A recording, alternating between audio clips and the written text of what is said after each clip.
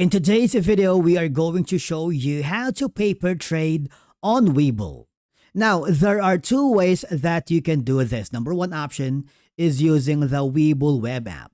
If you hover to the left side panel of your dashboard, you would see that there is the option for the paper trading.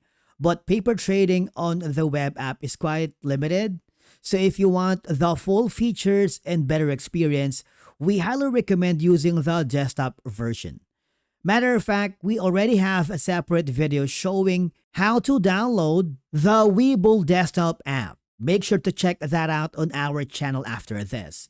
Inside the Webull desktop app, hover to the left side panel of your dashboard and click the More section. This will open up multiple options and I want you to click the paper trading.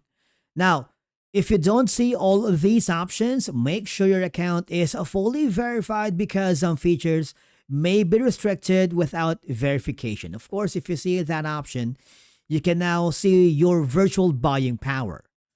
Now on the paper trading, if you click the plus icon, this will give you more options. If you want to have a default blank paper layout, a stock trading paper trading, day traders, starter, learn the price ladder, options trading, and a lot more. If you want a fully customized blank paper layout, you can do so.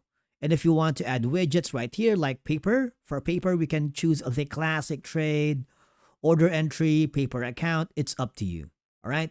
But basically, that's it for today's video on how to paper trade on Webull. Thank you so much for watching, and we will see you again in the next video.